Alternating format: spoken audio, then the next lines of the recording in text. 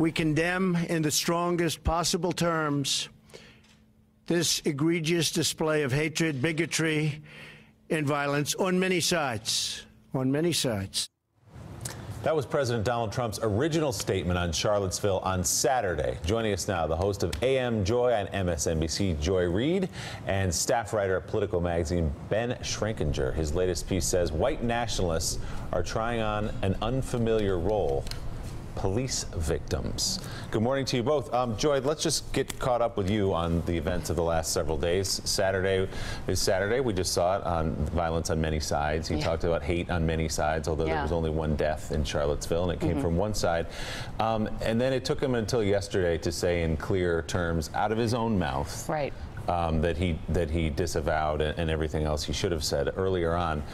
Do you believe the new comment was sincere, or do you believe he was forced into the position of making that comment? Well, I think that Donald Trump's tweet saying, well, the media is still not satisfied, kind of revealed the fact that it was forced on him, that he sort of revealed, you know, he's very revelatory about his emotions on Twitter. And I think he made it pretty clear that he was pushed to do it and that he did it in order to get better media coverage, and he's angry that it didn't work. And you know, it's interesting because, you know, it started on Saturday as far as the major breaking news, even including on our show when, you know, we had a guest pulled off of our set live. But the actual incident started the night before. And so I think, you know, when I'm looking at this, I'm looking at it from the perspective of a president who got 80% of the evangelical Christian vote.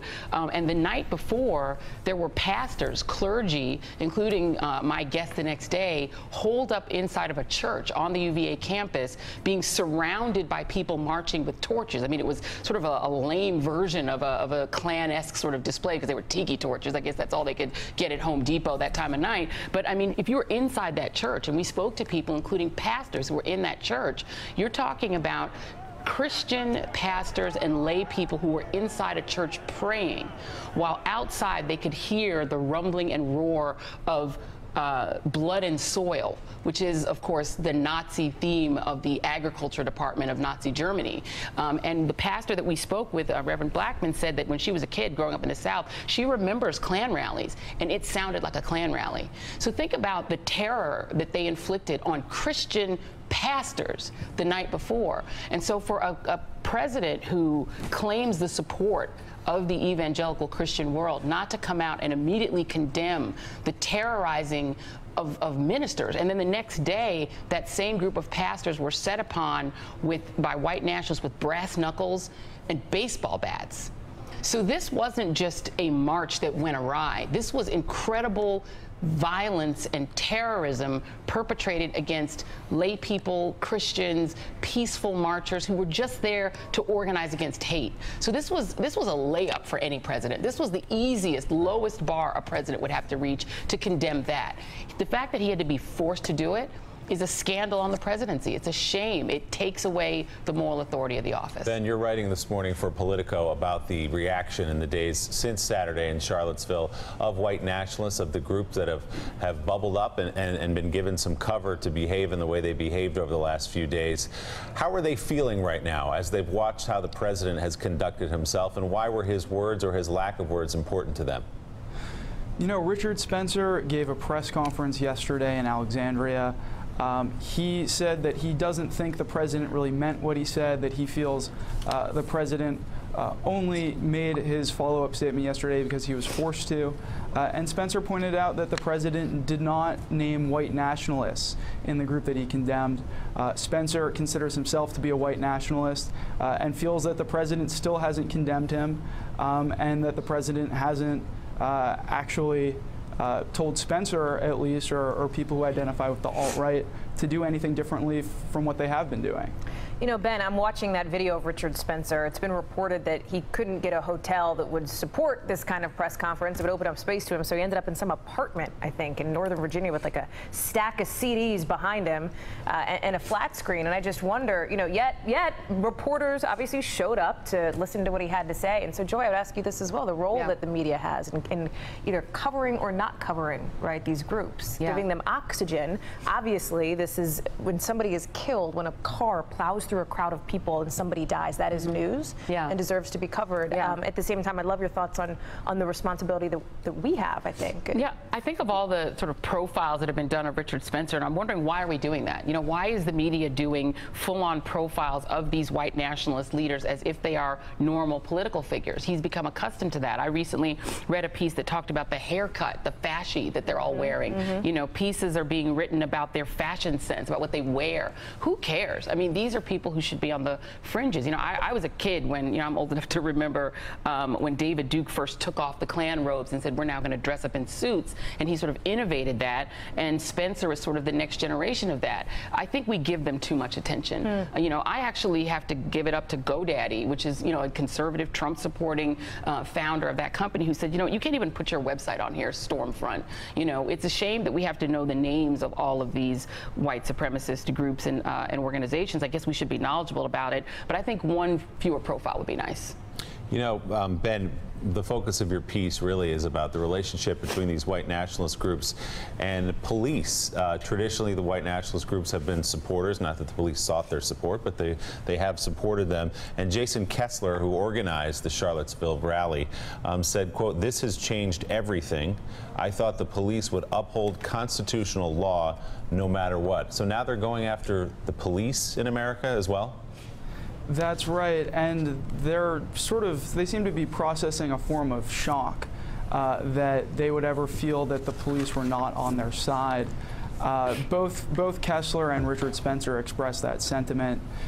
They are planning to file lawsuits, they say, against Charlottesville for the way it policed the event, against the state of Virginia for the way that the... What's their specific complaint about that, Ben? They have a few. Kessler claims that there was a plan that was made ahead of time with the city of Charlottesville, and that the city of Charlottesville departed from that plan. I spoke to a spokeswoman for the Charlottesville PD. She says that it's the white nationalists who didn't follow the plan that had been agreed to ahead of time. Kessler says that state police were not proactive on Sunday when he was attacked in that video that you're showing now in protecting him. So there is this we're watching them be pretty active right here to peel someone off of him, but continue. That's right. So they say they're speaking to lawyers and looking for a lawyer in the state of Virginia who will take their cause to court and say that they were the victim of a police conspiracy to deny them their civil rights. So the argument, Ben, is, I don't want to belabor this too much, but is that if not for the police performance on Saturday in Charlottesville, Heather Heyer might not be dead, that this would have been a peaceful rally for them? That is the argument that they're making.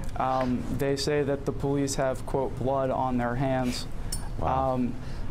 Yeah, and you know, I asked Spencer yesterday at this press conference whether, having said that he felt for the first time in his life that the police weren't on his side, whether that gave him more sympathy for groups like Black Lives Matter and for minority groups who say they've been treated unfairly by the police, that traditionally the alt-right has demonized and belittled. He sort of dodged the question. I never really got a total answer from him on that. All right, Ben Schrenker, wild piece. Thank you very much. We'll be checking out your reporting in Politico magazine. You know, Joy, one of the more interesting and depressing aspects of everything that's occurred since Saturday and before, actually, is the combination of human nature and instinct.